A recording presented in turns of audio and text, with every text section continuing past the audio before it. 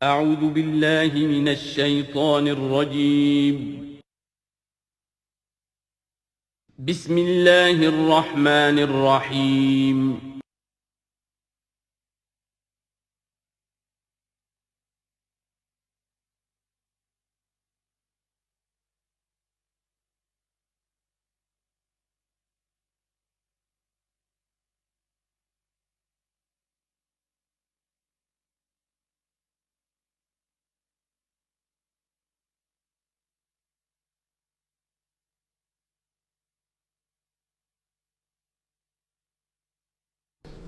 الحمد للہ وکفی والصلاة والسلام علی عباده الذین اصطفى اما بعد فقد قال اللہ تبارک وتعالی کما ورد فی سورۃ محمد صلی اللہ علیہ وسلم اعوذ باللہ من الشیطان الرجیم بسم اللہ الرحمن الرحیم مثل الجنۃ التی وعد المتقون فیہا انہار من ماء غیر آسن وانہار من لبن لم یتغیر طعمہ وانہار من خمر لذۃ للشاربین وانہار من عسل مصفى ولہم فیہا من کل الثمرات ومغفرۃ من ربہم کمن ہوا خالد فی النار وسقوا ماء حمیما فقطع امعاءہم صدق اللہ العظیم۔ مثال اس جنت کی جس کا وعدہ کیا گیا ہے متقیوں سے، اس میں نہریں ہیں پانی کی جن میں کوئی بو نہیں، اور نہریں ہیں دودھ کی جس کا ذائقہ تبدیل نہیں ہوتا، وانہار من خمر، اور ایسی شراب کی نہریں کہ جو لذت والی ہے پینے والوں کے لیے، وانہار من عسل مصفى، اور نہریں ہیں ایسے شہد کی جس کو صاف کیا جا چکا ہو، جھاگ اتارا جا چکا ہو، وَلَهُمْ فِيهَا مِنْ كُلِّ الثَّمَرَاتِ، اور پھر مزید برآں ان کے لیے ہوں گے وہاں تمام میوے، تمام پھل، وَمَغْفِرَةٌ مِّن رَبِّكُمْ، اور مغفرت ہوگی ان کے رب کی طرف سے۔ بھلا یہ لوگ کمن ہوا خالد فی النار، بھلا وہ لوگ کہ جو ان جنتوں میں ہوں گے ان کے برابر ہو سکتے ہیں وہ کہ جو ہیں آگ میں، جو رہیں گے ہمیشہ آگ میں، وسقوا ماء حمیما، اور انہیں پینے کو دیا جائے گا کھولتا ہوا پانی، فقطع امعاءہم، جو ان کی انتڑیوں کو کاٹ کر رکھ دے گا۔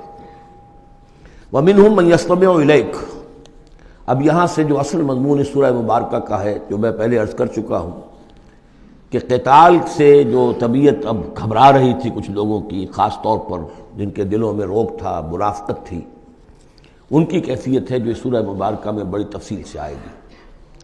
وَمِنْهُمْ مَنْ يَسْتَمِعُ إِلَيْكَ، ان میں سے کچھ لوگ ایسے بھی ہیں جو اے نبی آپ کی بات بڑی توجہ سے سنتے ہیں، حتیٰ اذا خرجوا من عندک، یہاں تک کہ جب وہ آپ کے پاس سے نکل کر باہر جاتے ہیں، قالوا للذین اوتوا العلم ماذا قال آنفا، تو وہ کہتے ہیں ان کو کہ جنہیں علم دیا گیا، کیا کہا انہوں نے، اب یہ نئی بات آج کیا کہہ دی انہوں نے۔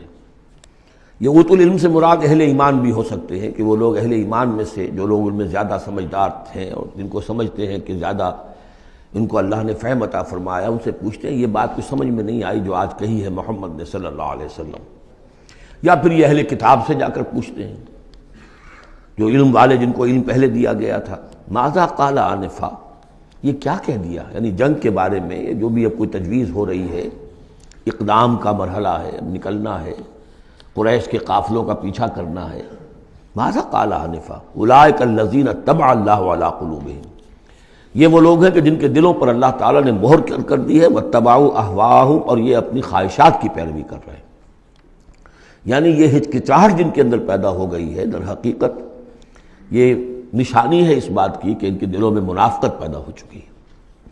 والذین اہتدوا زادہم ھدی، اور جو ہدایت پر ہیں اللہ تعالیٰ نے ان کی ہدایت میں اضافہ کیا ہے، اس نئے مرحلے کے آنے سے ان کے جوش ایمان میں اور ذوق شہادت میں اضافہ ہو گیا ہے۔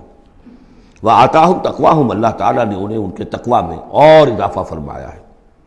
فَهَلْ يَنظُرُونَ إِلَّا السَّاعَةَ أَن تَأْتِيَهُم بَغْتَةً، تو یہ کس چیز کے منتظر ہے سوائے قیامت کے کہ وہ آ دھمکے ان پر اچانک، فقط جاء أشراطها، اس کی علامتیں تو آ چکی ہیں، یعنی قیامت کی سب سے بڑی علامت جو ہے وہ در حقیقت حضور صلی اللہ علیہ وسلم کی بعثت ہے، جو کہ آپ آخری رسول ہیں، اور آپ نے فرمایا بھی ہے کہ بعثت انا والساعة كهاتین، دونوں انگلیوں کو آپ نے جوڑا، میں اور قیامت اس طریقے سے جڑے ہوئے، اب میرے بعد کوئی اور نبی نہیں، انا آخر المرسلین وانتم آخر الامم، میں آخری رسول ہوں، تم آخری امت ہو، تو اب آپ کے بعد تو قیامت ہی آنی ہے۔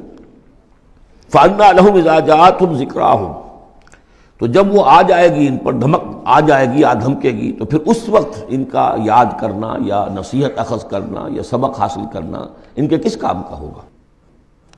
فَاعْلَمْ أَنَّهُ لَا إِلَٰهَ إِلَّا اللَّهُ وَاسْتَغْفِرْ لِذَنبِكَ، بس جان لو کہ اللہ کے سوا کوئی معبود نہیں، اور اپنی خطاؤں کے لیے اللہ سے استغفار کرو۔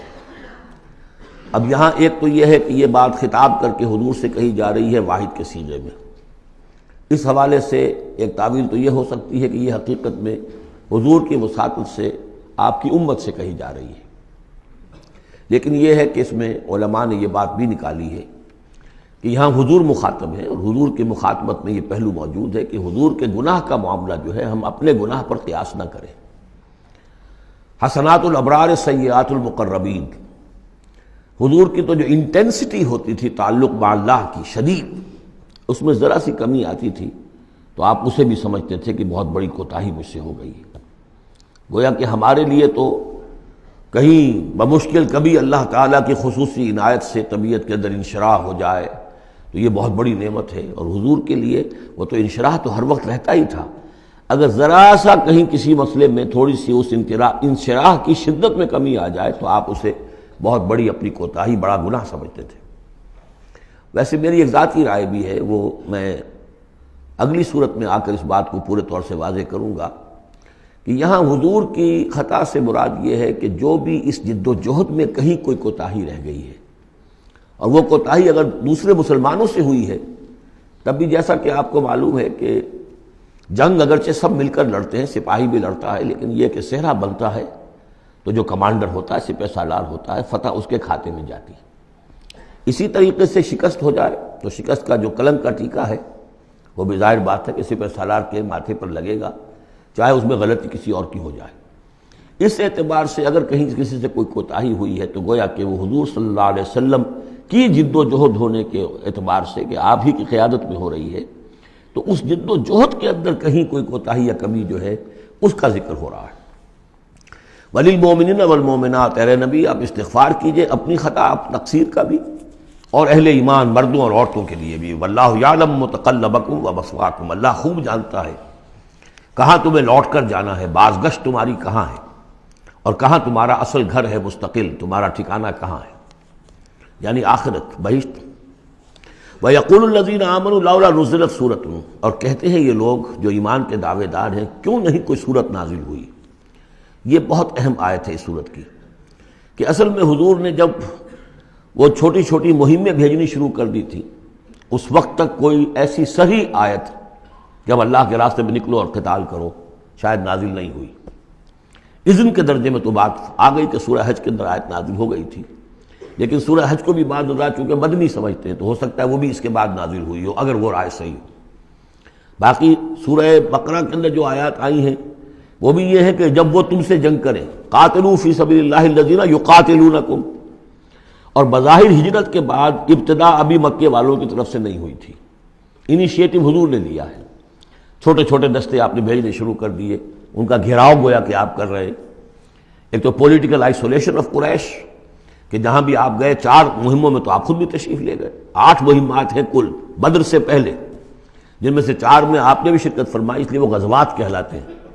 عام ہمارا خیال ہے کہ پہلا غزوہ جو ہے غزوہ بدر ہے، اس سے پہلے 8 ہیں مہمات، جن میں سے 4 سرایا ہیں جن میں حضور تشریف نہیں لے گئے، مسلمانوں کو آپ نے بھیجا، اور 4 غزوات ہیں۔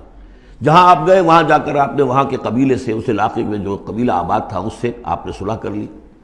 اب یا تو وہ پہلے حلیف تھا قریش کا، اب حلیف بن گیا وہ حضور کا صلی اللہ علیہ وسلم، یا یہ کہ نیوٹرل بن گیا، اس نے کہا کہ نہ ہم آپ کی مدد کریں گے قریش کے خلاف، نہ قریش کی مدد کریں گے آپ کے خلاف۔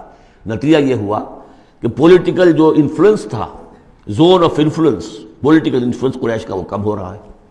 پھر آپ نے قافلوں کا پیچھا کیا تو اس سے اندازہ ہوا کہ اب ان کی لائف لائن جو ہے، ان کی تو شہرت تھی وہ، اس کے اوپر آپ نے ہاتھ ڈالا۔ یہ چیزیں چونکہ آپ کی طرف سے ہوئی ہیں، اس وقت تک مکے والوں کی طرف سے جو بھی کچھ انہوں نے کیا، مکے میں ستایا، مارا پیٹا، وہ تھے اپنی جگہ۔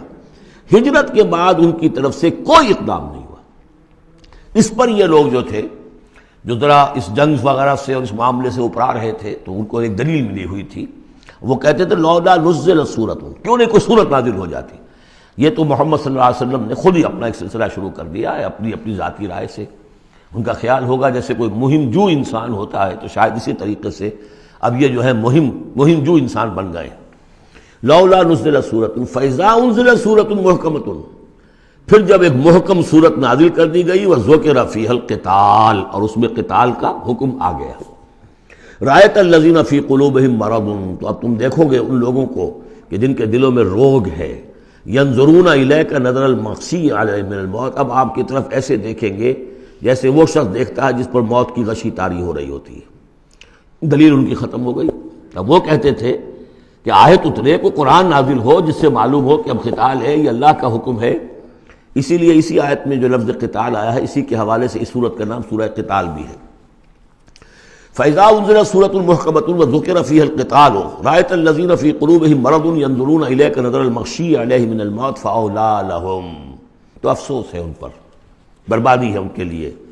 طاعۃ وقول معروف، دیکھو ایمان لائے ہو، ایمان کا دعویٰ کر رہے ہو تو اطاعت لازم ہے تم پر. طاعۃ وقول معروف، ہاں کوئی مشورہ دینا ہے، بھلی بات کہنی ہے، کوئی حرج نہیں ہے، مشورہ دے سکتے ہو، اچھی بات کہہ سکتے ہو، لیکن اطاعت کرنی پڑے گی. فَإِذَا عَزَمَ الْأَمْرُ، مشورے کے بعد جب فیصلہ ہو جائے، ایک بات طے ہو جائے، فَلَوْ صَدَقُوا اللَّهَ لَكَانَ خَيْرًا لَهُمْ، تو اب اگر انہوں نے جو وعدہ اللہ سے کیا ہوا تھا اور جو میثاق ایمان ان کا ہے، اس کو اگر یہ سچا کریں گے، ثابت ہوں گے سچے، تبھی ان کی خیریت ہے، تبھی ان کے لیے بہتری ہے. فَهَلْ عَصَيْتُمْ إِن تَوَلَّيْتُمْ أَن تُفْسِدُوا فِي الْأَرْضِ وَتُقَطِّعُوا أَرْحَامَكُمْ. اس آیت کے دو ترجمے کیے گئے ہیں.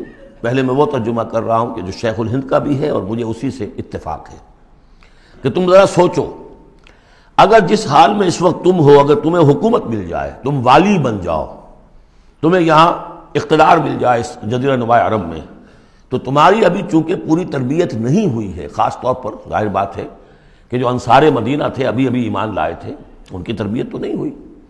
ان میں ایک بڑی تعداد ایسے لوگوں کی بھی شامل تھی، آپ کو معلوم ہے کہ جو منافق تھے. آخر غزوہ احد میں 1/3 نفری جو ہے وہ نکل کر چلی گئی تھی، تو معلوم ہوا کہ اس میں اتنی بڑی تعداد میں منافق بھی تھے. اگر اس حال میں تمہیں کہیں حکومت مل جائے تو تم کیا کرو گے؟ تفسدوا فی الارض، زمین میں فساد مچاؤ گے، وتقطعوا ارحامکم، اور اپنے رحمی رشتے کاٹو گے. یہ بات سمجھنی چاہیے ان جماعتوں کو بھی کہ جو چاہے اپنے دانش میں دین کے لیے اقتدار حاصل کرنا چاہتی ہیں، کہ ہم دین کو قائم کرنے کے لیے چاہتے ہیں کہ ہمارا غلبہ ہو، لیکن یہ کہ اگر وہ اپنے کارکنوں کی تربیت پر زور نہیں دیں گے، ان میں خلوص اور اخلاص اور للہیت، خالص اللہ کے لیے جو کرنا ہے اللہ کے لیے اور دین کے احکام کے مطابق، اگر ان جماعتوں کے کارکن جو ہیں وہ اس کی پوری تربیت یافتہ نہیں ہوں گے، تو ہو سکتا ہے کہ بجائے اگر انہیں کہیں اختیار مل جائے تو بجائے کہ اصلاح کے اور فساد ہو جائے. اور پہلا فساد تو اس اعتبار سے کہ بہرحال وہ لوگ فاسق اور فاجر تھے، انہوں نے جو فساد مچایا سو مچایا، لیکن اگر دین کے نام پر کہیں فساد مچ جائے تو پھر دین بدنام ہو جائے گا. یہ ہے مضمون کہ جو یہاں اس آیت میں آیا ہے کہ ابھی تمہیں امتحانوں میں سے گزرنا پڑے گا، بھٹیوں میں سے نکلو گے تب تم ذرے خالص بنو گے اور کندن بنو گے. ایک ترجمہ یہ کیا گیا ہے ان تولیتم، مطلب اگر تم منہ موڑ لو گے، قتال نہیں کرو گے، تو اس کا نتیجہ یہ نکلے گا کہ زمین میں فساد ہوگا اور تم اپنے رحمی رشتے قطع کرو گے. لیکن میرے نزدیک پہلا مضمون، یہ ترجمہ میں آپ کو پڑھ کر سنا رہا ہوں، شیخ الہند کا ہے. پھر تم سے یہ بھی توقع ہے کہ اگر تم کو حکومت مل جائے تو خرابی ڈالو ملک میں اور قطع کرو اپنی قرابتیں. مجھے اسی سے اتفاق ہے. اولئک الذین لعنہم اللہ فاصمہم واعمی ابصارہم، یہ وہ لوگ ہیں کہ جن پر اللہ تعالیٰ نے لعنت کی ہے اور انہیں بہرا بھی کر دیا ہے اور ان کی نگاہوں کو اندھا کر دیا ہے. افلا یتدبرون القرآن ام علی قلوب اقفالها، کیا یہ قرآن پر تدبر نہیں کرتے؟ قرآن پر تدبر کریں، اس کے بین السطور بھی تو پڑھیں. غلبہ دین کی جد و جہد میں یہ سارے مراحل آنے والے ہیں، یہ تو ان سے پہلے کہہ دیا گیا تھا، سورہ عنکبوت میں آ چکا تھا. احسب الناس ان یترکوا ان یقولوا آمنا وهم لا یفتنون، کیا لوگوں نے یہ سمجھا تھا کہ صرف یہ کہنے سے کہ ہم ایمان لائے انہیں چھوڑ دیا جائے گا اور بخش دیا جائے گا اور انہیں آزمایا نہیں جائے گا؟ وَلَقَدْ فَتَنَّا الَّذِينَ مِن قَبْلِهِمْ فَلَيَعْلَمَنَّ اللَّهُ الَّذِينَ صَدَقُوا وَلَيَعْلَمَنَّ الْكَاذِبِينَ. ہم نے تو ہمیشہ جو بھی ان سے پہلے تھے ان کو بھی آزمایا ہے، اور اللہ تو صاف کھول دے گا، واضح کر دے گا کہ کون حقیقت میں سچے مومن ہیں اور کون جھوٹ موٹ کے مومن بنے ہوئے ہیں۔ اور اسی صورت میں آگے بھی آ گیا فَلَيَعْلَمَنَّ اللَّهُ الَّذِينَ آمَنُوا وَلَيَعْلَمَنَّ الْمُنَافِقِينَ، اللہ تو بالکل دودھ کا دودھ پانی کا پانی جدا کر دے گا کہ اللہ تعالیٰ کھول دے گا کہ کون واقعی مومن اور کون منافق ہے۔ تو کیا یہ لوگ قرآن پر تدبر نہیں کرتے یا ان کے دلوں پر قفل پڑ چکے ہیں؟ ان الذین ارتدوا علی ادبارہم من بعد ما تبین لہم الہدی، یقیناً وہ لوگ جو اپنی پیٹھوں کے بل مڑ جائیں گے اس کے بعد کہ ان پر ہدایت واضح ہو چکی ہو۔ الشیطان سول لہم، شیطان نے در حقیقت ان کے لیے یہ مرحلہ ارتداد کا اور پیچھے مڑ جانے کا آسان کر دیا ہے۔ وَأَمْلَىٰ لَهُمْ، اور ان کو بڑی طول عمل کے اندر پھنسا دیا ہے، لمبے لمبے ان کی امیدیں ہیں دنیا کے اندر۔ ظاہر بات ہے دنیا میں بڑے بڑے نقشے بنا رکھے ہیں، تو اب یہ میدان جنگ میں جاتے ہوئے تو انسان کترائے گا۔ ذَلِكَ بِأَنَّهُمْ قَالُوا لِلَّذِينَ كَرِهُوا مَا نَزَلَ اللَّهُ سَنُطِيعُكُمْ فِي بَعْضِ الْأَمْرِ، یہ اس لیے ہے کہ انہوں نے کہا ان لوگوں سے جنہیں ناپسند ہے وہ شے جو اللہ نے نازل کی۔ اللہ نے قرآن نازل کیا، یہ ناپسند کس کو تھا؟ قریش کو تھا، کفار کو اور یہود کو۔ تو یہ لوگ جو ایمان تو لے آئے تھے، لیکن یہ کہ ان کے اندر وہ روگ تھا، دلوں میں وہ مرض تھا، وہ نفاق کی بیماری جڑ پکڑ چکی تھی۔ وہ یہ کہتے تھے ذالک بانہم قالوا للذین کرہوا ما نزل اللہ، جن لوگوں کو یہ اللہ کے اتاری ہوئی کتاب اور اللہ کے اتارے ہوئے احکام پسند نہیں آتے، ان سے جا کر انہوں نے کہا سنطیعکم فی بعض الامر، کہ دیکھیے ہم اگرچہ ایمان تو لے آئے ہیں، محمد کی بات تو ہمیں ماننی ہے، لیکن ہم آپ کی بھی اطاعت جاری رکھیں گے، کچھ چیزوں کے اندر آپ کی بات پر ہم عمل کریں گے، آپ کا حکم مانیں گے۔ آپ یہ نہ سمجھیے کہ ہم نے آپ سے اپنا رشتہ بالکل توڑ لیا۔ منافق اسی کو کہتے ہیں کہ جس نے دونوں کے ساتھ جوڑا رکھنے کی اپنے آپ کو کوشش کی۔ مذبذبین بین ذلک لا الہ ہؤلاء ولا الہ ہؤلاء، ان کے پاس جاتے ہیں تو کہتے ہیں، اہل ایمان کے پاس آتے ہیں تو کہتے ہیں ہم ایمان لے آمنا، وَإِذَا خَلَوْا إِلَىٰ شَيَاطِینِهِمْ قَالُوا إِنَّا مَعَكُمْ إِنَّمَا نَحْنُ مُسْتَهْزِئُونَ وَاللَّهُ يَعْلَمُ إِسْرَارَهُمْ، اور اللہ تعالیٰ کو خوب معلوم ہے جو کچھ کی یہ خفیہ باتیں کرتے ہیں جا کر۔ فَكَيْفَ إِذَا تَوَفَّتْهُمُ الْمَلَائِكَةُ يَضْرِبُونَ وُجُوهَهُمْ وَأَدْبَارَهُمْ، تو کیا حال ہوگا ان کا جب کہ ان کی جانیں قبض کریں گے فرشتے، ان کے چہروں پر ضرب لگاتے ہوئے اور ان کی پیٹھوں کے اوپر ضرب لگاتے ہوئے۔ ذالک بانہم اتبعوا ما اسخط اللہ، یہ اس لیے کہ انہوں نے پیروی اس چیز کی جو اللہ کو ناپسند ہے۔ وکرہوا رضوانہ، اور ناپسند کیا انہوں نے اللہ کی رضا کو۔ فاحبط اعمالہم، تو اللہ نے ان کے سارے اعمال اکارت کر دیے، حبط کر دیے۔ یعنی اب تک انہوں نے حضور کے پیچھے نمازیں جو پڑھی ہیں اور جو بھی کوئی نیکیاں کی ہیں، اب جب مرحلہ آ گیا ہے قتال کا اور یہ جی چرا رہے ہیں، تو گویا کہ وہ سارے ان کے اب تک کے جو اعمال ہیں وہ حبط ہو جائیں گے۔ ام حسب الذین فی قلوبہم مرض ان لن یخرج اللہ اضغانہم، کیا سمجھا تھا ان لوگوں نے کہ جن کے دلوں میں یہ روگ ہے کہ اللہ تعالیٰ ان کے کھوٹ کو ظاہر نہیں کرے گا، وہ اپنے کھوٹ کو اندر جو نفاق کی بیماری لیے پھرتے ہیں اس کو چھپائے رکھ سکیں گے؟ انہوں نے یہ سمجھا تھا، اللہ تعالیٰ نے تو اسے واضح کرنا تھا۔ فَلَيَعْلَمَنَّ اللَّهُ الَّذِينَ آمَنُوا وَلَيَعْلَمَنَّ الْمُنَافِقِينَ۔ تو ام حسب الذین فی قلوبہم مرض ان لن یخرج اللہ اضغانہم، انہوں نے یہ سمجھا تھا کہ اللہ تعالیٰ ان کے کھوٹ کو، دلوں کے کھوٹ کو علم نشرہ نہیں کر دے گا۔ وَلَوْ نَشَاءُ لَأَرَيْنَاكَهُمْ، اور اگر ہم چاہیں تو اے نبی آپ کو دکھا دیں کہ یہ ہیں وہ لوگ۔ فَلَعَرَفْتَهُمْ بِسِیمَاهُمْ، آپ ان کے چہروں سے انہیں خود ہی پہچان لیں گے۔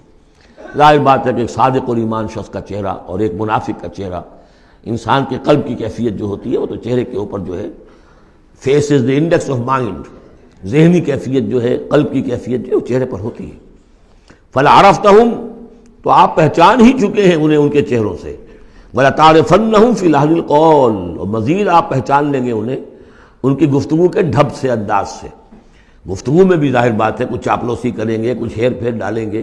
ایک مخلص آدمی کی گفتگو اور ایک اس طرح کے شخص کی گفتگو زمین و آسمان کا فرق ہوتا ہے۔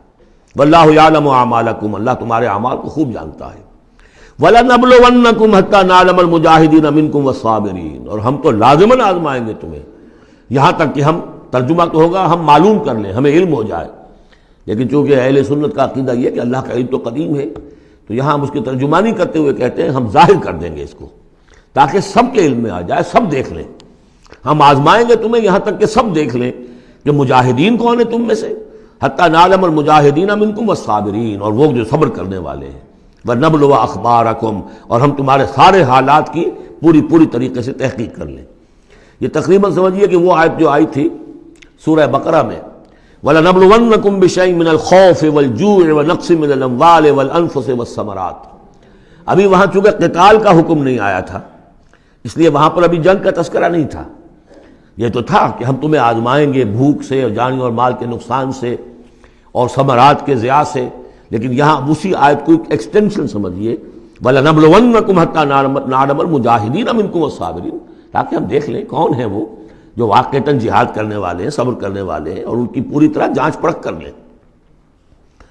ان الذين كفروا وصدوا عن سبيل الله وشاقوا الرسول من بعد ما تبين له الهدى لن يضروا الله شيئا، یقیناً وہ لوگ جنہوں نے کفر کیا اور جو روکتے رہے لوگوں کو بھی اللہ کے راستے سے اور اللہ کی اور اس کے رسول کی مخالفت میں سرگرم رہے، زدہ میں پڑ گئے، من بعد ما تبين لهم الهدى، اس کے بعد کہ ان کے لیے ہدایت واضح ہو چکی تھی، لن يضروا الله شيئا، وہ اللہ کا کچھ نہیں بگاڑ سکیں گے، وسيحبط اعمالهم، اللہ تعالیٰ ان کے اعمال کو بھی حبط کر دے گا۔ یعنی اس پہلے ذکر تھا منافقین کا، اب یہاں کفار مکہ کا ذکر ہے۔ ان کے اعمال کیا تھے؟ وہی حاجیوں کی خدمت کرتے تھے۔ اجعلتم سقایۃ الحاج وعمارۃ المسجد الحرام کمن آمن باللہ والیوم الآخر، اور یہ کہ بہرحال اور بھی کچھ دے، کسی نے کھانا کھلا دیا، کسی کو کچھ اور کر دیا، اور پھر یہ کہ جو کچھ انہوں نے جد و جہد کی ہے، انہوں نے بھی مال خرچ کیے ہیں، جنگیں کی ہیں۔ بدر میں آئے تھے تب بھی تو بہت سے لوگوں نے کفار نے انفاق کیا تھا، تبھی تو ساز و سامان تیار ہوا تھا، 900 اونٹ لے کر نکلے تھے، روزانہ ایک دن 10 ایک دن 9 اونٹ تو ذبح ہو رہے تھے وہ فوج کو جو کھانا کھلانے کے لیے، تو آخر لوگوں نے کنٹریبیوٹ کیا تھا، تو یہ سارے اعمال ان کے اکارت چلے گئے۔ یا ایھا الذین آمنوا اطیعوا اللہ واطیعوا الرسول ولا تبطلوا اعمالکم، اے اہل ایمان اللہ کی اطاعت کرو اور اس کے رسول کی اطاعت کرو، لا تبطلوا اعمال، اپنے اعمال ضائع نہ کرا بیٹھنا۔ یعنی اب تک اگر تم نے کچھ اعمال کیے ہیں، کوئی محنت بھی کی ہے، کچھ انفاق بھی کیا ہے، کچھ اور جد و جہد کی ہے، لیکن اب جو یہ مرحلہ نیا آ گیا ہے، اس کو یوں سمجھیے اب امر حال یہ ہے، اللہ کا اس کے رسول کا جس وقت جو حکم ہے اس وقت اس کو ماننا ہوگا۔ اب حکم یہ ہے، لہذا اگر اس میں تم نے کہیں پیٹھ دکھا دی تو تم اپنے سارے سابقہ اعمال کو باطل کرا لو گے۔ ان الذین کفروا وصدوا عن سبیل اللہ ثم ماتوا وهم کفار فلن یغفر اللہ لهم، یقیناً وہ لوگ کہ جنہوں نے کفر کیا اور اللہ کے راستے سے وہ روکتے رہے اور یا رکے رہے، یہ دونوں جیسے میں نے عرض کیا کہ صدا یا صدو جو ہے یہ فعل لازم بھی ہے، فعل متعدی بھی ہے۔ ثم ماتوا وهم کفار، اور وہ مر گئے اسی حال میں کہ وہ کافر تھے، فلن یغفر اللہ لهم، تو ایسے لوگوں کو اللہ تعالیٰ ہرگز نہیں بخشے گا۔ فلا تہنوا، تو اے مسلمانوں تم ڈھیلے نہ پڑو، بودے پن کا مظاہرہ نہ کرو، وتدعوا الی السلم، سیدھا سلم میں، اور تم جو اب یہ کہہ رہے ہو صلح کی بات ہونی چاہیے اور سلامتی کی بات ہونی چاہیے اور خام خواہ کی لڑائی جھگڑا جو ہے اس سے کیا حاصل ہے، یہ جو تم کر رہے ہو یہ نہ کرو۔ فلا تہنوا وتدعوا الی السلم، بلکہ اب جو مرحلہ آ گیا ہے اب تو سرفروشی کا مرحلہ آ گیا ہے، وانتم الاعلون، اور گھبراؤ نہیں، تم ہی سب سے اونچے رہو گے، سربلند رہو گے، غالب ہوگے۔ واللہ معکم، اللہ تمہارے ساتھ ہے، اس کی مدد تمہارے شامل حال ہے۔ ولن یترکم اعمالکم، اللہ تعالیٰ تمہارے اعمال ضائع نہیں کرے گا۔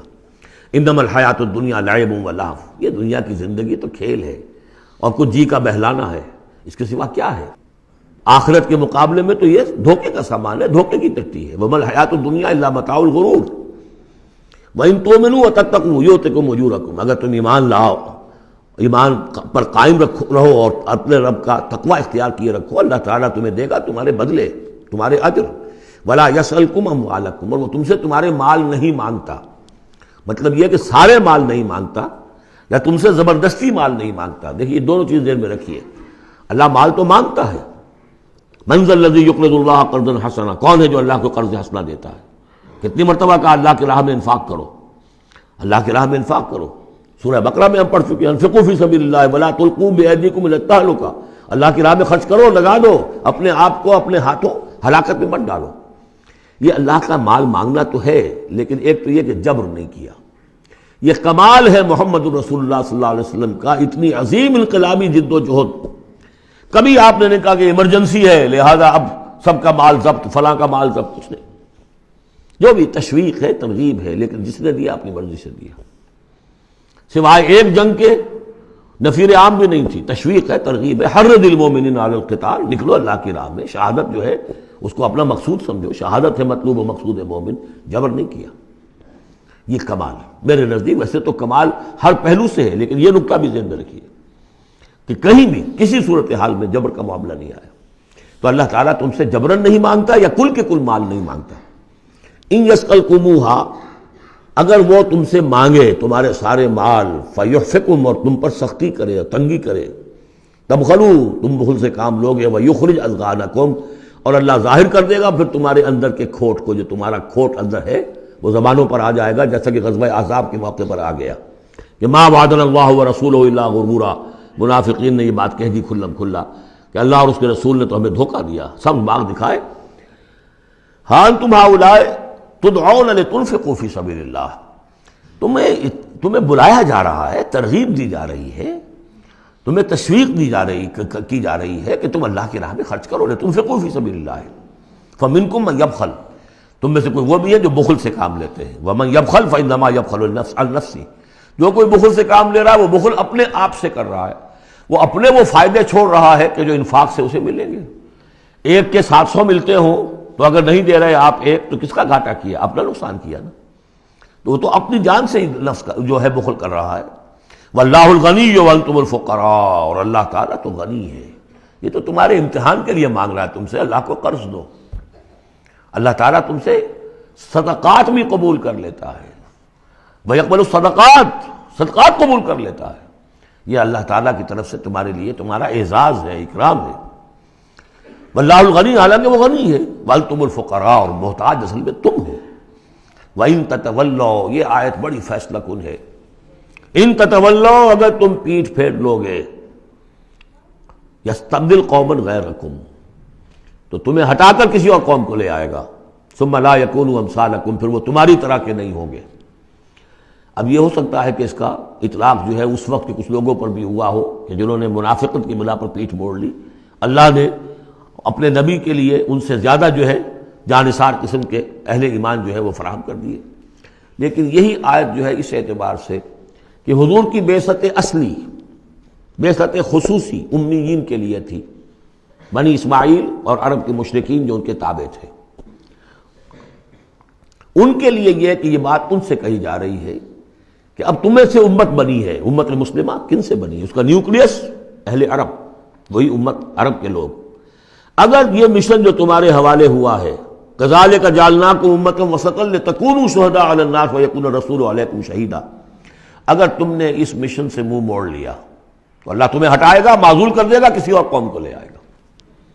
چنانچہ میرے نزدیک اس آیت کا ظہور ہوا ہے بتمام و کمال 13ویں صدی عیسوی میں، جبکہ اللہ تعالیٰ نے عربوں کو امت مسلمہ کی قیادت سے معزول کر دیا۔ 1258 عیسوی میں سقوط بغداد ہوا، ہلاکو کے ہاتھوں جو مسلمانوں پر تاتاریوں کے ہاتھوں بیتی ہے، کروڑوں مسلمان قتل ہوئے اس وقت، معمولی نہیں۔ اور آخری خلیفہ بنو عباس کا، اس کو کھینچ کر محل سے گھسیٹ کر باہر نکالا گیا، جانور کی ایک کھال میں لپیٹ کر تاتاریوں نے اپنے گھوڑوں کے سموں تلے اسے کچل دیا۔ وہ گویا کہ عربوں کا معزول ہونا تھا امت مسلمہ کی قیادت سے۔ اس کے بعد کچھ عرصہ گزرا ہے، لیکن پھر اللہ نے وہ ایک معجزہ دکھایا کہ انہی تاتاریوں میں سے کتنی قومیں ایمان لے آئیں۔ ہے آیا فتنہ تاتار کے افسانے سے، پاسماں مل گئے کعبے کو صنم خانے سے۔ پھر وہی تاتاری تھے جن میں سے ترکان تیموری نکل آئے، ترکان صفوی نکل آئے، ترکان سلجوقی ان سے بھی پہلے آ چکے تھے، اور ترکان عثمانی، پھر گریٹ آٹومان امپائر، پھر خلافت بھی اللہ نے پھر وہاں منتقل کر دی۔ 400 برس کا خلافت جو ہے وہ بھی ترکان عثمانی کے پاس رہی۔ ان تتولوا یستبدل قوما غیرکم ثم لا یکونوا امثالکم، صدق اللہ العظیم۔ سورۃ الفتح، تمہیدی باتیں میں پہلے عرض کر چکا ہوں۔ یہ سورہ مبارکہ نازل ہوئی ہے صلح حدیبیہ کے بعد۔ اس کی جو تاریخی پس منظر ہے صرف یہ چند جملے کفایت کریں گے۔ سن 5 میں غزوہ احزاب کے بعد یہ حضور نے صحابہ سے کہہ دیا تھا کہ اب قریش میں وہ دم نہیں رہا کہ اب دوبارہ وہ تم پر چڑھ کر آئیں اور حملہ کریں۔ لن تغزوکم قریش بعد عامکم ھذا ولکنکم تغزونہم، اب انیشیٹو تمہاری طرف سے ہوگا۔ وہ انیشیٹو حضور نے لیا ہے سن 6 میں۔ آپ نے عمرے کا احرام باندھا، اور آپ کے ساتھ 1400، عام طور پر زیادہ بیان ہوتا ہے لیکن بعض روایات میں 1800 صحابہ احرام باندھ کر چلے کہ ہم عمرہ کرنے جا رہے ہیں۔ یہ گویا کہ ایک ٹیسٹ تھا کہ اب قریش کرتے کیا ہیں۔ آپ احرام کے لیے اپنی منزل بہ منزل کرتے ہوئے پہنچ گئے حدیبیہ تک، وہی جگہ جہاں پر کہ پھر صلح ہوئی۔ ادھر قریش کے لیے جو ہے ان کی جان پر بن گئی۔ پہلی بات تو یہ کہ ان کی روایات کے خلاف تھا کہ کوئی آئے عمرے کی نیت سے اور ان کو روک دے، یہ عرب کی روایت نہیں تھی۔ دوسرا یہ کہ اب اگر آنے دیتے ہیں اور مسلمان دندناتے ہوئے آئیں اس شہر کے اندر عمرہ کریں تو گویا کہ ان کی شکست ہو گئی۔ تو وہاں پر جو بھی ہوا تفصیلات کا تو موقع نہیں ہے۔ ایک طرف تو وہ تلے ہوئے تھے کہ جنگ کریں گے، اور جب حضرت عثمان کو حضور نے بھیجا ہے کچھ سلسلہ جنبانی کے لیے، وہاں ان کو روک لیا گیا، خبر مشہور ہو گئی کہ انہیں شہید کر دیا گیا۔ پھر حضور نے بیعت لی، وہ بیعت علی الموت کہلاتی ہے، بیعت علی لا نفر یا بیعت علی الموت، اور اس کا نام ہے بیعت رضوان۔ ایک درخت کے نیچے آپ تشریف فرما ہوئے اور سب نے آ کر آپ سے بیعت کی کہ اب یہاں جانیں دے دیں گے اپنی، سب ہم یہاں پر مرنے کے لیے تیار ہیں، جانیں قربان کر دیں گے، یہاں سے واپس نہیں جائیں گے۔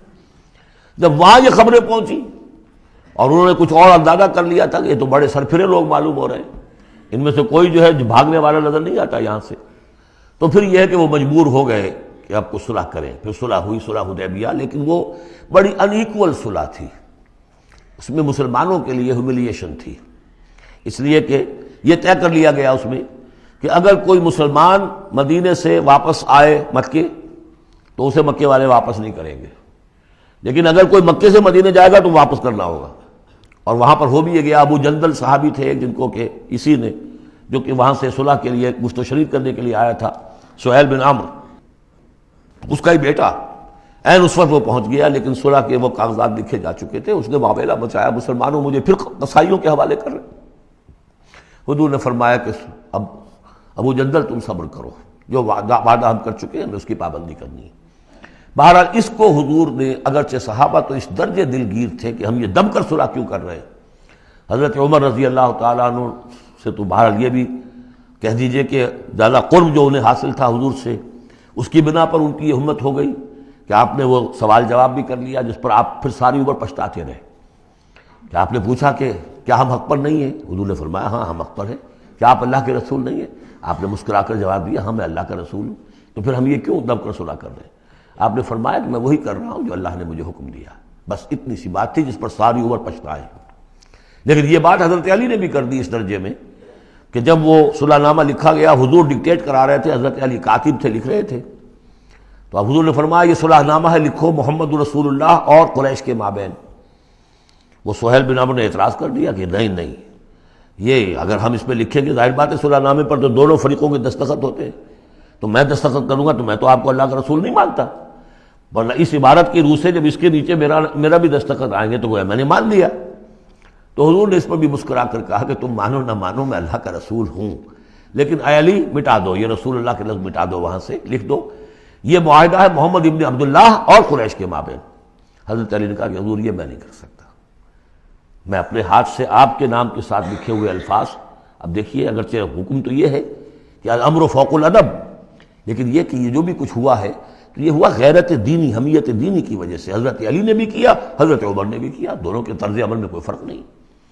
لیکن بہرحال اس کے بعد جو ہے صلح ہوئی ہے، اور مسلمانوں کے دل اگرچہ اس پہ بہت ہی رنجیدہ تھے، اور یہ بات بھی بڑی عجیب تھی کہ وہیں احرام کھول دیے گئے، وہی قربانی کے جانور جو ہیں، تو اب اس پر جو ہے یہ آیت صورت اتری ہے، اور پہلا لفظ یہ ہے انا فتحنا لک فتحا مبینا، مسلمانوں کی دلجوئی کے لیے کہ تم جسے سمجھ رہے ہو کہ دب کر صلح کی ہے، حقیقت حال کے اعتبار سے تو اے محمد ہم نے آپ کو بڑی روشن فتح عطا فرمائی۔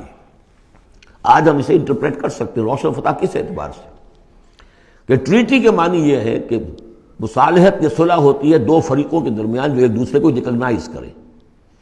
اس کا مطلب یہ ہے کہ قریش نے ریکگنائز کر لیا that Muhammad is a power to reckon with، اور یہ بہت بڑی بات ہے، قریش نے تسلیم کیا، اور تسلیم کرنا جو ہے یہ اللہ تعالیٰ کی طرف سے فتح عظیم ہے۔ انا فتحنا لک فتحا مبینا لیغفر لک اللہ ما تقدم من ذنبک وما تاخر۔ اب دیکھیے یہ ذنب کا لفظ یہاں پھر دوبارہ آ گیا، تاکہ اللہ تعالیٰ بخش دے آپ کو جو پچھلے ہوئی آپ کی کوئی کوتاہیاں یا گناہ یا جو بعد میں ہوئی، وَيُتِمَّ نِعْمَتَهُ جو پیچھے رہے گناہ ان کو بھی بخش دے، وَيُتِمَّ نِعْمَتَهُ عَلَيْكَ اور تاکہ اللہ تعالیٰ اپنی نعمت کا اتمام فرما دے آپ پر، وَيَهْدِيَكَ صِرَاطًا مُسْتَقِيمًا اور آپ کو ہدایت دے سیدھے راہ کی طرف۔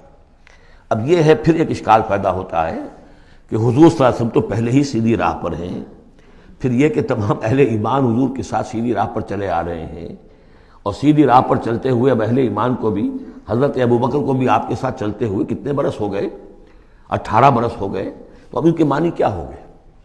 تو اس پہ بہت سی بحثیں ہیں، یہ تو اب میں تفصیل میں نہیں جا سکتا۔ میری توجہ وہی ہے جو میں اس سے پہلے سورہ محمد میں کر چکا ہوں ضم کی، کہ یہ جو جد و جہد ہوئی ہے اس میں اگر کہیں کوئی خامی کوتاہی کسی کی طرف سے ہوئی ہے، چاہے وہ کسی اور مسلمان کی طرف سے ہوئی ہے، صاحب ایمان کی طرف سے ہوئی ہے، غلطی ہوئی ہے، خطا ہوئی ہے، ان سب کی اب اللہ تعالیٰ تلافی فرما دے گا۔ یہ فتح مبین جو ہے وہ ان سب کو کور کر جائے گی، اور یہدیہ کا صراط مستقیم، اب آپ کی یہ جد و جہد بالکل سیدھی تیر کی طرح اپنے ہدف کی طرف بڑھے گی۔ اب اس میں کوئی جو ہے تزلزل نہیں ہوگا، بلکہ آپ کی یہ جد و جہد، اللہ کے دین کی اقامت کی جد و جہد اور اللہ کی حکومت قائم کرنے کی جد و جہد جو ہے سیدھی اپنے ہدف کی طرف بڑھتی چلی جائے گی۔ چنانچہ یتم نعمتہ، وہ تو ہم پڑھ چکے ہیں، الیوم اکملت لکم دینکم واتممت علیکم نعمتی ورضیت لکم الاسلام دینا۔ تو دین کا اتمام ایک تو اس شکل میں کہ قرآن میں دین مکمل ہو جائے، شریعت پوری ہو گئی، لیکن اس سے تکمیل نہیں ہوتی اس معنی میں جب تک اس کی ایک عملی ڈیمانسٹریشن بھی مکمل نہ ہو۔ عملی ڈیمانسٹریشن مکمل ہوتی ہے جب اللہ کی حکومت بالفعل قائم ہو جائے۔ تو اتمام نعمت جو ہے وہ صرف کتاب کے اندر اس شریعت کا پورا بیان ہو جانا اور نظام کا آ جانا، اس سے وہ اتمام بتمام و کمال نہیں ہوتا جب تک کہ اس کی ایک نشانی، اس کا ایک نمونہ جو ہے، اس کی ایک صورت لوگوں کے سامنے نہ آ جائے، آئیڈیل فارم اس کی جو ہے وہ سامنے نہ آ جائے، اس کا نمونہ سامنے آ جائے۔ تو اس کے لیے ضروری ہے کہ اب یہ جد و جہد آپ کی جو ہے سیدھی اب تیز رفتاری کے ساتھ اپنے اصل ہدف یعنی اظہار دین، لیظہرہ علی الدین کلہ، اور یہ آیت آ جائے گی اس سورہ مبارکہ کے آخر میں بھی کہ ہم نے بھیجا ہی آپ کو اے محمد اس لیے ہے کہ آپ اللہ کے دین کو غالب کریں۔ تو وہ اللہ کے دین کے غلبے کی جد و جہد اب تیر کی طرح سیدھی جائے گی۔ اللہ نے ساری اگلی پچھلی اگر کوئی اس میں کمیاں کوتاہیاں رہ گئی ہیں کسی کی طرف سے آپ کے ساتھیوں میں سے، ان سب کی تلافی کے لیے یہ فتح مبین آپ کو عطا کر دی۔ وَيَنْصُرَكَ اللَّهُ نَصْرًا عَزِيزًا، اور اللہ آپ کی مدد کرے گا ایسی مدد کہ جس کے لیے کوئی شکست نہ ہو، بڑی زبردست مدد۔ هُوَ الَّذِي أَنزَلَ السَّكِينَةَ فِي قُلُوبِ الْمُؤْمِنِينَ لِيَزْدَادُوا إِيمَانًا مَعَ إِيمَانِهِمْ، وہی ہے کہ جس نے اہل ایمان کے دلوں میں سکینت نازل کر دی تاکہ ان کے ایمان میں اور اضافہ ہو جائے، تاکہ وہ اور اضافہ کر لیں اپنے ایمان میں، جتنا ایمان ہے اس سے اور بڑھ کر۔ وَلِلَّهِ جُنُودُ السَّمَاوَاتِ وَالْأَرْضِ، اب ظاہر بات ہے کہ اس میں ایک تو کیفیت یہ تھی کہ جو انہیں سکون حاصل تھا کہ وہ تیار تھے سب اپنی جانیں دینے کے لیے، اس کے لیے بھی ایک سکون قلب کے اندر اللہ تعالیٰ نے ان کے پیدا کیا تھا، تبھی تو وہ اس کے لیے آمادہ ہوئے۔ پھر یہ کہ ان کے اندر نظم اور ضبط کا یہ عالم کہ کوئی ایک شخص بھی حق میں نہیں تھا کہ یہ صلح یہاں اس وقت ہو، لیکن محمد رسول اللہ، ان کی اطاعت، اس کا سب سے بڑا ٹیسٹ وہاں ہوا ہے۔ اور یہ بات جو میں کہہ رہا ہوں شاید بعض حضرات کو عجیب لگی، کوئی ایک شخص بھی نہیں تھا اس کے حق میں۔ اس کی دلیل کیا ہے؟ اس کی دلیل یہ ہے کہ جب حضور نے جب صلح ہو گئی مکمل، آپ نے فرمایا مسلمان اٹھو، احرام کھول دو اور یہی قربانیاں دے دو۔ کوئی نہیں اٹھا، ایک بھی نہیں اٹھا۔ دوسری مرتبہ کہا آپ نے اٹھو بھائی، اب ہو گیا بات، بس جو ہو گئی، اب یہی احرام کھول دو، کوئی نہیں اٹھا۔ تیسری دفعہ کوئی نہیں اٹھا۔ آپ دلگیر ہو کر، دل گرفتہ ہو کر اپنے خیمے میں چلے گئے۔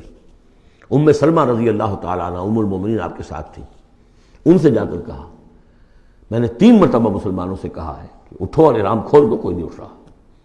انہوں نے کہا، مشورہ دیا کہ آپ کسی سے کچھ نہ کہیں، اپنی زبان سے کچھ نہ کہیں، آپ اپنا احرام کھول دیے، بس آپ آئے باہر، آپ نے قربانی دی، احرام کھول دیا۔ اس پر اب سب اٹھ گئے۔ یعنی اصل میں وہ سب کے سب منتظر تھے کہ کیا حضور ہمارا امتحان لے رہے ہیں، یہ کوئی ٹیسٹ ہو رہا ہے، کیا ہو رہا ہے، یا حالت منتظر شاید کوئی نئی صورت پیدا ہو جائے، شاید حالات بدل جائیں۔ لیکن ان کے لیے یہ بڑی انہونی سی بات تھی کہ عمرے کی نیت کر کے ہم نے احرام باندھا ہوا، یہاں کیسے کھول دے رہا ہوں۔ لیکن بہرحال وہ صرف ایک توقف جو تھا وہ اسی درجے میں تھا کہ شاید کوئی نئی صورت پیدا ہو جائے۔ لیکن اس سے ظاہر ہو رہا ہے کہ سب کے دل جو ہے وہ اس صلح کے حق میں نہیں تھے، وہ تو چاہ رہے تھے کہ اب ہمیں موقع ملے اور ہم یہاں جنگ ہو اور اللہ کے دین کو ہم غالب کریں۔ هو الذی انزل السکینۃ فی قلوب المؤمنین لیزدادوا ایمانا مع ایمانہم وللہ جنود السماوات والارض، اور تمام آسمانوں اور زمین کے لشکر تو اللہ ہی کے ہیں۔ وکان اللہ علیما حکیما، اللہ سب کو جاننے والا اور کمال حکمت والا ہے۔ لیدخل المؤمنین والمؤمنات جنات تجری من تحتها الانہار خالدین فیہا، تاکہ وہ داخل کرے اہل ایمان مردوں اور عورتوں کو ان باغات میں جن کے دامن میں ندیاں بہتی ہوں گی، جن میں وہ ہمیشہ ہمیشہ رہیں گے، ویکفر عنہم سیئاتہم، اور دور کر دے ان سے ان کی برائیوں کو، وکان ذلک عند اللہ فوزا عظیما، اور یقیناً یہی شے ہے اللہ کے نزدیک بڑی کامیابی۔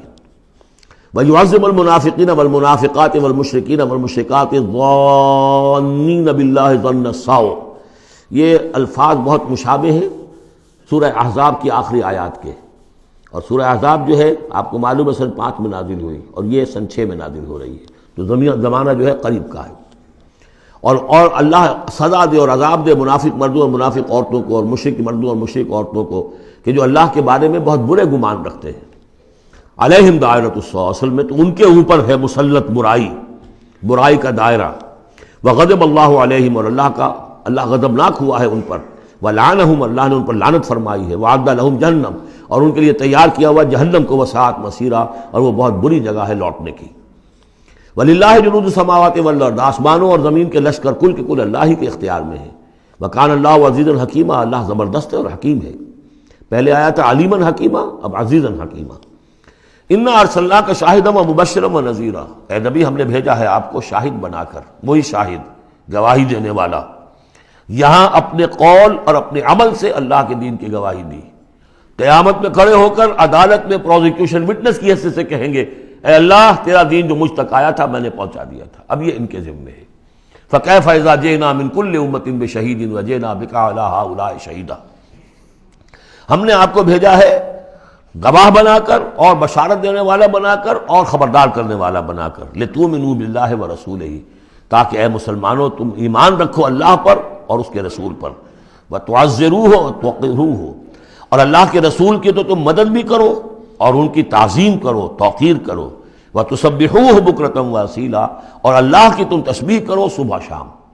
یہاں دیکھیے اس آیت میں لتؤمنوا باللہ ورسولہ، اللہ اور اس کے رسول دونوں پر ایمان رکھو، پھر رسول کے لیے وتعزروہ وتوقروہ، اور اللہ کے لیے وتسبحوہ بکرۃ واصیلا، اس کی تسبیح بیان کرو صبح شام۔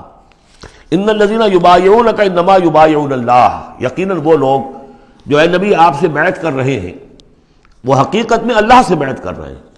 ید اللہ فوق ایدیہم، اللہ کا ہاتھ ان کے ہاتھوں کے اوپر ہے۔ فمن نکث فانما ینکث الی نفسہ، تو جو کوئی بھی اس بیعت کی خلاف ورزی کرے گا، اس کو توڑے گا، اس کا سارا وبال اسی کے اوپر ہوگا۔ ومن اوفی بما عاہد علیہ اللہ، اور جو پورا کر دے گا اس معاہدے کو جو اللہ سے کر رہا ہے، فسیؤتیہ اجرا عظیما، تو اللہ تعالیٰ اسے اجر عظیم عطا فرمائے گا۔ اس آیت کو اچھی طرح سمجھ لیجئے اور اس کا تعلق جوڑ لیجئے جو سورہ توبہ کی آیت نمبر 111 تھی۔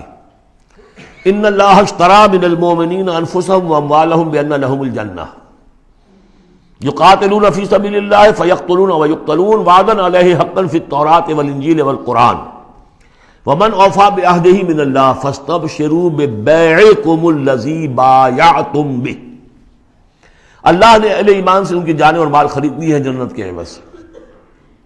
یہ جو خرید و فروخت ہو گئی ہے یہ بیع ہو گئی ہے، بیع و شرع ہو گئی ہے۔ فاستبشروا ببیعکم الذی بایعتم بہ، خوشیاں مناؤ، جشن مناؤ اس بیعت پر، اس بیع پر، اس سودے پر جو تم نے کیا ہے، اس سے بہتر سودا کوئی نہیں۔ اچھا یہ بیع تو ہوئی بندے اور اللہ کے مابین۔ فرض کیجئے میں بیعت کر رہا ہوں، اے اللہ میں اپنی جان مال تیرے حوالے کرتا ہوں، لیکن اللہ کے اور میرے درمیان تو غیب کا پردہ ہے۔ یہ کیسے، کس کو دوں یہ جان اور مال؟ کس کے حکم پر دوں؟ کس کے کہنے پر دوں؟ کہاں مال خرچ کروں؟ ظاہر بات ہے کہ اس کے لیے کوئی انسان، اب وہ انسان اس وقت ہے محمد الرسول اللہ صلی اللہ علیہ وسلم۔ بیع اللہ سے، بیعت محمد سے۔ محمد اللہ کے رسول ہیں، وہ بتائیں گے کہ اس طرح مال خرچ کرو، اس طرح جان لگاؤ، یہ وقت آ گیا ہے جان لے کر میدان میں آ جاؤ، جان ہتھیلی پر رکھ کو میدان میں آ جاؤ۔ لہذا جو بیع اللہ سے ہوئی ہے، ان اللہ اشتری من المؤمنین انفسهم واموالهم بان لهم الجنہ، اس کے لیے بیعت محمد رسول اللہ سے ہو رہی ہے۔ اور یہ عرب میں رواج تھا کہ جب وہ کوئی سودا کرتے تھے پھر وہ مصافحہ کرتے تھے، ہاتھ ملاتے تھے۔ ہاتھ جب ملا لیا اب وہ جو سودا ہے پکا ہو گیا، اب پیچھے نہیں جا سکتے آپ۔ جب تک مصافحہ نہیں ہوتا اس وقت تک آدمی کوئی اس میں تبدیلی کر سکتا ہے، لیکن مصافحہ جو ہے وہ پختگی کے لیے۔ لہذا یہ بیعت اب محمد رسول اللہ سے ہو رہی ہے کہ ہم نے جو جان اللہ اور اپنی مال جو اللہ کے حوالے کی ہے اسے ہم خرچ کریں گے آپ کے کہنے کے مطابق، جو آپ حکم دیں گے، آپ کی مرضی ہے، آپ ہم سے جب چاہیں یہ جان اور مال حاصل ہے، جب چاہیں وصول فرما لیں۔ یہ بیعت ہے جو ہوئی ہے محمد رسول اللہ سے۔ اچھا، اس میں جو یہ فرمایا، چونکہ یہ تین فریق ہو گئے، اللہ، بیعت کرنے والا اور جس کے ہاتھ پر بیعت کی گئی، لہذا یہ ٹرائی پارٹائٹ ایگریمنٹ ہے، تین فریق ہیں اس کے۔ ایک وہ ہے حضور کا ہاتھ، جس پر بیعت کرنے والے کا ہاتھ آ گیا۔ اللہ نے فرمایا ایک تیسرا ہاتھ بھی ہے، وہ تمہیں نظر نہیں آ رہا، ید اللہ فوق ایدیہم، اللہ کا ہاتھ ان کے ہاتھوں کے اوپر ہے۔ تو یہ تین ہاتھ ہیں در حقیقت اس بیعت کے اندر، اس بیعت کے اندر۔ ان الذین یبایعونک انما یبایعون اللہ، اصل میں تو بیعت، اور بیعت جو ہو رہی ہے تو اللہ سے ہو رہی ہے۔ فاستبشروا ببیعکم الذی بایعتم بہ، باب مفاعلہ کے اندر بھی وہ آ گیا، تم نے جو باہمی یہ کیا ہے بیع و شراء کا معاملہ، اس میں خوشیاں مناؤ، وہی باب مفاعلہ ہے، وہ یبایعونک، ان الذین یبایعونک، اے نبی جو آپ سے یہ بیعت کر رہے ہیں، انما یبایعون اللہ، وہ اللہ سے بیعت کر رہے ہیں۔ ید اللہ فوق ایدیہم، اللہ کا ہاتھ ان کے ہاتھوں کے اوپر ہے۔ فمن نکث فانما ینکث علی نفسہ، تو جو کوئی بھی اب اس سے روگردانی کرے گا، اسے توڑے گا، اس کی خلاف ورزی کرے گا، اس کا وبال اسی پر آئے گا، آپ پر اس کا کوئی الزام نہیں۔ ومن اوفی بما عہد علیہ اللہ فسیؤتی اجرا عظیما، اور جو بھی پورا کر دے گا جس کا کہ اس نے وعدہ اللہ سے کیا ہے، یہ معاہدہ اللہ سے ہوا جان اور مال کا۔ اسی لیے سورہ احزاب میں آپ نے پڑھا تھا نا، من المؤمنین رجال صدقوا ما عہدوا اللہ علیہ فمنہم من قضی نحبہ ومنہم من ینتظر، اہل ایمان میں وہ جوان مرد ہیں جنہوں نے اپنا جو عہد کیا تھا اللہ سے وہ پورا کر دکھایا، سچا کر دیا۔ ان میں سے وہ بھی ہیں جو اپنی نظر پیش کر چکے، اور وہ بھی ہیں جو باقی منتظر ہیں ابھی کہ کب ہماری باری آئے۔ وبال دوش ہے سر جان ناتواں پہ، مگر لگا رکھا ہے تیرے خنجر و ثنا کے لیے، اے اللہ ہم لیے پھر رہے اس سر کو کہ کب تیری راہ میں کٹے اور ہم فارغ ہو جائیں، سمک دوش ہو جائیں، ہمارے کندھے سمک ہو جائیں، ہلکے ہو جائیں، سمک دوش، کندھا ہلکا ہو جائے۔ یہ سر کا بوجھ ہم لگائے ہوئے ہیں اپنے سر پر کہ کب تیری طرف سے حکم آئے ہم نے اپنے سر کٹوائیں اور ہم فارغ ہوں۔ اب اسی کو سمجھ لیجئے کہ حضور کے بعد یہ بیعت کس سے ہوگی؟ جو بھی کوئی داعی اللہ اب کھڑا ہو اللہ کے نام کے، نبی تو نہیں ہوگا، ہوگا امتی، اطاعت اس کی ہوگی اللہ اور اس کے رسول کی اطاعت کے نیچے نیچے، اس کے دائرے کے اندر، مستقل بذات اطاعت اس کی نہیں ہوگی۔ لیکن یہ کہ بہرحال اب بھی ضرورت ہوگی کہ کوئی جماعت ہو، کوئی جمعیت ہو، کوئی طاقت ہو، ایک فرد سے جو ہے اکیلا چنا بھاڑ نہیں پھوڑ سکتا۔ دین کو غالب کرنے کی جد و جہد، عقیم الدین جو ہم پڑھائے ہیں، یہ پورا سلسلہ جو ہے مکی صورتوں کا جو ان مدنی صورتوں کے ساتھ منسلک ہے، توحید عملی، اقامت دین، اور جو اس صورت کے اندر آ جائے گا لیظہرہ علی الدین کلہ، اس کے لیے جماعت چاہیے، جمعیت چاہیے۔ تو اب بھی کوئی اللہ کا بندہ ہوگا، آپ اسے ٹھوک بجا کر دیکھ لیں، اطمینان دیکھیں، سوچ دیکھیں اس کی رائے کیا ہے، وہ کیا سمجھتا ہے، اگر وہ دین سے بھی واقف ہے، اگر وہ یہ کہ زمانے کے حالات سے بھی واقف ہے، اس کی شخصیت کو دیکھیے، اس کے ماحول کو دیکھیے، اگر آپ کا دل گواہی دے کہ یہ کوئی بہروپیہ نہیں ہے، یہ واقعتاً سنسیئر آدمی ہے، خلوص کے ساتھ اس کے ہاتھ میں ہاتھ دے کر بیٹھ کے یہ ساتھ چلیے۔ یہی طریقہ مسنون اور منصوص ہے، یہی ایک طریقہ ہے جس کا قرآن مجید میں، یعنی نصوص کسے کہتے ہیں؟ نصوص قرآنی، نصوص حدیث، حدیث میں بھی ذکر ہے تو بیعت کا ہے۔ باقی اور کوئی طریقہ جماعت سازی کا مسنون نہیں ہے، مباح وہ بھی ہے، جو بھی طریقہ اختیار کر لیا مباح ہے، حرام نہیں ہے۔ ممبرشپ ہے، ممبرشپ سے پھر امیر کا منتخب کرنا ہے، 2 سال 4 سال کے بعد پھر انتخاب، ٹھیک ہے، کوئی شے حرام نہیں ہے جب تک کہ اس کی حرمت کے لیے کوئی دلیل نہ ہو۔ لیکن مسنون اور منصوص اور معصور، تین الفاظ، نصوص قرآن و سنت میں جس کا تذکرہ ہے وہ بیعت ہے۔ جو مسنون ہے پوری زندگی حضور کی جو ہے اس میں کتنی بیعتیں ہوئی ہیں، بیعت عقبہ اولیٰ، بیعت عقبہ ثانیہ، بیعت رضوان، اور پھر یہ کہ نحن الذین بایعوا محمدا علی الجہاد ما بقینا ابدا۔ جب غزوہ احزاب میں جب وہ خندق کھودی جا رہی تھی تو یہ شعر پڑھ رہے تھے صحابہ کرام، ہم ہیں وہ لوگ کہ جنہوں نے محمد سے بیعت کی ہے جہاد کی، اب یہ جہاد جاری رہے گا جب تک جان میں جان ہے۔ یہ ہے ساری زندگی میں آپ کی بیعت کا نظام تھا۔ اس کے بعد خلافت ہوئی تو بیعت پر ہوئی، حضرت ابو بکر سے بیعت، عمر سے بیعت، مشورہ علیحدہ بات ہے، جب طے ہو گیا کہ اب یہ ہو گیا تو بیعت۔ پھر خلافت میں کچھ غلط رخ پیدا ہو رہا تھا، حضرت حسین رضی اللہ تعالیٰ عنہ اور حضرت عبداللہ ابن زبیر رضی اللہ تعالیٰ عنہما یہ کھڑے ہوئے تو جنہوں نے جمعیت بنائی بیعت کی بنیاد پر بنائی۔ یہ دوسری بات ہے کہ جو کوفی تھے انہوں نے جو بیعت کی تھی حضرت حسین سے وہ توڑ دی انہوں نے، فمن نکث فانما ینکث علی نفسہ۔ اس کے بعد ہمارے ہاں اگر کوئی سلسلہ بنا ہے ارشاد کا، تزکیہ نفس کا، صوفیاء کرام وہ بھی بیعت، بادشاہ ہوتے تھے تو بیعت۔ پچھلی صدی میں جتنے جہاد ہوئے، ہمارے ہاں سب سے بڑا جہاد ہوا پچھلی صدی کا، 19ویں صدی عیسوی کا، سید احمد بریلوی رحمۃ اللہ علیہ اور شاہ اسماعیل شہید رحمۃ اللہ علیہ، ان لوگوں کا جو بیعت کی بنیاد پر جماعت تھی، کوئی اور بنیاد جماعت سازی کی نہیں تھی۔ مہدی سوڈانی نے جہاد کیا انگریزوں کے خلاف بیعت کی بنیاد پر، سنوسی نے جہاد کیا اطالویوں کے خلاف بیعت کی بنیاد پر۔ تو یہ بیعت کا لفظ ہے جو یہاں آیا ہے، اس کو اچھی طرح سمجھ لیجئے۔ یہ جان لیجئے کہ یہ جو دوسرا رکوع ہے اس سورہ مبارکہ کا، اور اس کے بعد تیسرا رکوع اور چوتھا رکوع جو ہے، ان میں بھی تقدیم و تاخیر ہے۔ یہ جو پہلے رکوع کا مضمون ہے یہ جا کر ملے گا اب تیسرے کے ساتھ، اور بعد میں یہ نازل ہوا ہے کہ یہ جو دوسرے رکوع میں آیتیں آ رہی ہیں۔ سَيَقُولُ لَكَ الْمُخَلَّفُونَ مِنَ الْأَعْرَابِ شَغَلَتْنَا أَمْوَالُنَا وَأَهْلُونَا، جب حضور واپس پہنچ گئے اور یہ غزوہ جو بیعت رضوان ہو گئی اور پھر صلح حدیبیہ ہو گئی، پھر آپ واپس پہنچے تو جاتے ہوئے گویا کہ ان سے کہا جا رہا ہے حضور سے، جیسے کہ غزوہ تبوک سے واپسی پر جو آیات نازل ہوئی وہ ہم سورہ توبہ میں پڑھ چکے ہیں۔ ان قریب کہیں گے وہ لوگ جو پیچھے رہ جانے والے تھے، من الاعراب، اعراب میں سے، شغلتنا اموالنا واہلونا، حضور نے عام اعلان کروایا تھا، فرض نہیں تھا، سب کے لیے لازم نہیں تھا، عمرے کے لیے چلنے کے لیے کہا تھا چلے، جتنے لوگ چل سکتے ہیں چلے۔ تو اب آئیں گے یہ وہ اعراب جو ہے بادیہ نشین، اور وہ کہیں گے حضور ہم مشغول رہے اپنے اموال میں، اپنے ڈھور ڈنگر کی دیکھ بھال میں، اپنے اہل و عیال میں، ہم آپ کے ساتھ نہیں جا سکے، فاستغفر لنا، تو ہمارے لیے استغفار کیجئے۔ یقولون بألسنتہم ما لیس فی قلوبہم، یہ لوگ اپنے منہوں سے وہ کچھ کہہ رہے ہیں اپنی زبانوں سے جو ان کے دلوں میں نہیں ہے، دلوں میں کچھ اور ہے۔ یہ منافقوں کا تذکرہ ہو رہا ہے اعراب میں سے۔ قل فمن یملک لکم من اللہ شیئا ان اراد بکم ضرا او اراد بکم نفعا، ان سے کہیے کہ اگر اللہ تعالیٰ نے تمہارے لیے کوئی بھی اگر ضرر کا فیصلہ کیا تھا تو، اور اگر خیر کا فیصلہ کیا تھا تو کون سی چیز روک سکتی ہے؟ من یملک لکم من اللہ شیئا، کون ہے وہ کہ جو اختیار رکھتا ہو تمہارے بارے میں اللہ کی طرف سے کچھ بھی، اگر اس نے ارادہ کیا ہو ضرر کا، یعنی اگر کوئی خرابی ہونی تھی تو کیا تمہارے یہاں ہونے کی وجہ سے رک جانی تھی؟ یا اگر خیر کوئی آنا تھا تو تمہاری غیر موجودگی میں نہیں آ سکتا تھا؟ یعنی پیچھے رہ جانا چاہیے معنی دار، کیوں رہ گئے؟ اگر کوئی خیر آنا تھا وہ تمہاری غیر موجودگی میں بھی آ سکتا ہے، کوئی شر آنا تھا وہ تمہاری موجودگی میں بھی آ سکتا ہے۔ تو جب تمہاری موجودگی اور ناموجودگی اللہ کے اعتبار سے تو بالکل برابر ہے، تو تمہارا یہ بہانہ تراشنا جو ہے یہ صحیح نہیں ہے۔